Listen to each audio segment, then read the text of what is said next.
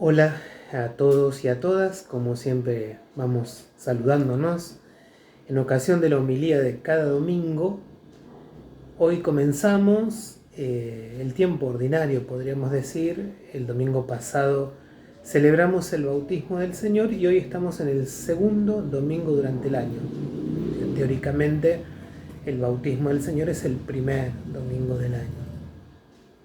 Decíamos, el domingo pasado cerramos el ciclo de la Navidad y comenzamos el ciclo durante el año, el ciclo ordinario, podríamos decir, de la liturgia. Queremos en esta ocasión siempre conectarnos con mucho cariño con hermanos y hermanas de Santa María de Hudson, de Santa Isabel de Hungría de Plátanos, de Nuestra Señora del Milagro y su capilla San José de Pueblo Nuevo y La Porteña. Por supuesto, llegamos a otros y a otras que siempre nos mandan sus saludos, nos reconocen en esta conexión espiritual en torno al Evangelio de Jesús. El texto de hoy es de Juan 1, 29 a 34. Decíamos que el ciclo A que estamos transitando, vamos a meditar sobre todo el Evangelio de Mateo, pero la liturgia nos propone este texto llamativamente de Juan, y está bueno porque tiene elementos interesantes. En Juan no aparece el bautismo de Jesús, aparece directamente la presencia del Bautista en el Jordán, señalando al Cordero de Dios, como es en este texto. Este es el Cordero de Dios que quita el pecado del mundo, la expresión que cada vez que celebramos la Eucaristía nos dice quien preside la liturgia antes de comulgar. Este es el Cordero de Dios.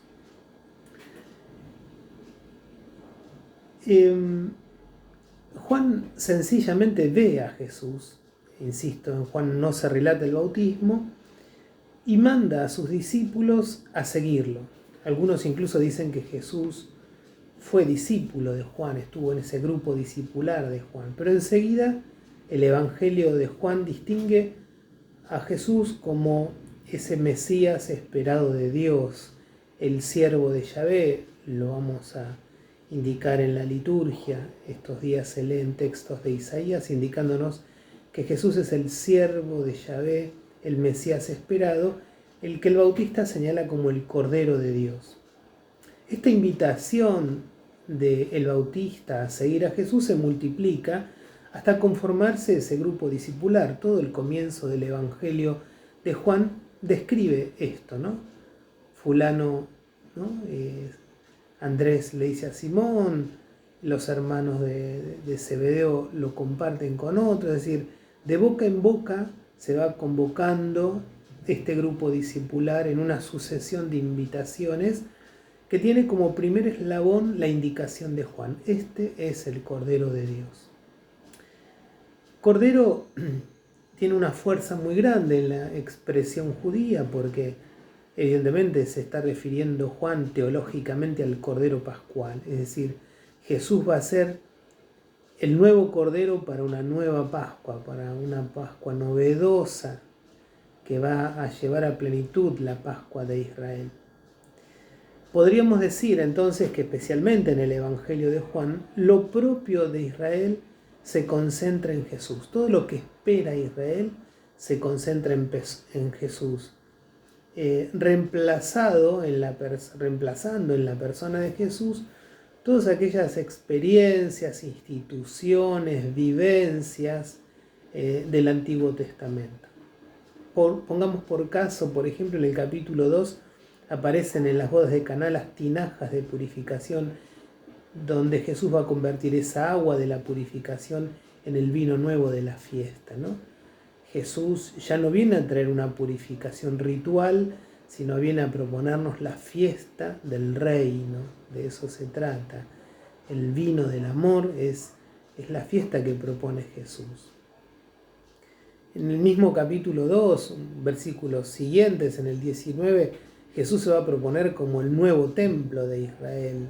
O sea, en él se configura el nuevo templo, ¿no? Se lo va a decir también a la samaritana, ¿no? No es en Garizim, no es en Jerusalén, a Dios se le adora en espíritu y en verdad, y Él va a ser ese templo de adoración. En el capítulo 3, la serpiente levantada en alto, en ese diálogo con Nicodemo, Jesús va a decir que Él es la serpiente que se levanta para curación del pueblo. El verdadero pan del cielo, capítulo 6 de San Juan, va a ser Jesús, ya no ese maná misterioso y milagroso del desierto. Es decir, Jesús se configura en aquello que Israel esperaba. Él es el Cordero de esa Pascua definitiva. Jesús es todo lo que se estaba esperando en Israel. Me pregunto si nosotros lo esperamos así. En Jesús vemos depositada toda nuestra esperanza.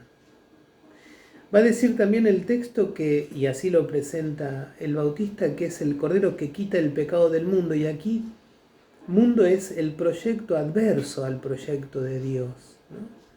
Lo que propone Jesús es un proyecto que sea más fuerte, más grande que ese proyecto del mundo, ¿no? Un proyecto basado en el egoísmo, en la incapacidad de ver al otro, a la otra.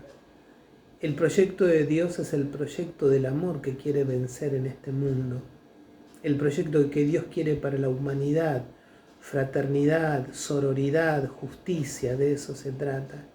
Este es el Cordero de Dios que quita el pecado del mundo. Y en ese sentido Jesús quita el pecado. Es que viene a proponer otra forma de vivir. Por eso el proyecto que trae Jesús no es un proyecto de salvaciones individuales, de piedades individuales que me salvan. Es un proyecto colectivo, comunitario. Necesito de otros y de otras. Porque Jesús mismo lo hizo, convocó a otros y a otras, convocó un grupo discipular. Y a veces nosotros queremos una religión personal, individual. Está lejos del proyecto de Jesús ese individualismo que a veces nosotros queremos. Los discípulos de Juan se sienten convocados por Jesús. El Evangelio de Juan va a presentar la pregunta de los discípulos a Jesús, ¿no? ¿Dónde viví, Jesús? Y Jesús va a decir, vengan y lo verán, ¿no? Los discípulos quedan convocados por Jesús, pero quedan adheridos a Él porque ven en Él una experiencia de vida diferente, un proyecto vital, podríamos decir, que cambia la vida de quienes lo asumen. Es una invitación entonces a seguir al Cordero de Dios, ¿no? Porque el cordero es signo en Israel de la comunión. Los judíos comían cordero en la Pascua, signo de la comunión, era la centralidad de la mesa judía. Y la sangre con que se desangraba el cordero servía para recordar que Dios había liberado a su pueblo de la esclavitud, ¿no? La sangre era la vida que Dios quería derramar sobre el pueblo, el perdón de los pecados de ese pueblo, ¿no? O sea, con esa sangre que se sacaba del cordero se hacía aspersión de la sangre sobre el pueblo en signo del perdón de los pecados. Por eso el Cordero de Dios, que es Jesús, es signo de comunión y de perdón, de salvación profunda. La cena pascual entonces necesita de ese nuevo Cordero que es Jesús, que se desangra por nosotros y que se da en alimento de comunión. Es el signo de la liberación. Jesús no solo nos libera de Egipto, sino de todo lo que no nos deja vivir ese proyecto de Dios para la humanidad. Y el signo del Cordero es el camino de la mansedumbre. Si hay un animal manso es el Cordero. Y la mansedumbre que nos propone Jesús no es tarea de flojos, es una propuesta para quienes quieren vivir de verdad el Evangelio. Es como una suavidad y bondad en el trato con los demás, la mansedumbre, para enfrentar las situaciones difíciles o adversas sin recurrir a la violencia o caer en sentimientos de cólera o de rencor. Es el autodominio propio de la humildad. Es la bienaventuranza del monte, bienaventurados los mansos, y es un fruto del Espíritu. El fruto del Espíritu es mansedumbre, va a decir Pablo a los Gálatas. ¿Nos animamos a seguir a este Cordero y a vivir esa mansedumbre que Él vivió? A partir entonces nos propone Jesús a ir detrás de Él, a dejar nuestras comodidades, a ponernos en camino. Y así dice el texto de Helder Cámara con que me gusta terminar hoy: partir en camino. Partir es ante todo, dice Helder Cámara, salir de uno mismo, romper la coraza del egoísmo que intenta aprisionarnos en nuestro propio yo. Partir es dejar de dar vueltas alrededor de uno mismo, de una misma, como si ese fuera el centro del mundo y de la vida. Partir es no dejarse encerrar en el círculo de los problemas del pequeño mundo al que pertenecemos, cualquiera que sea su importancia. La humanidad es más grande y es a ella a quien debemos servir.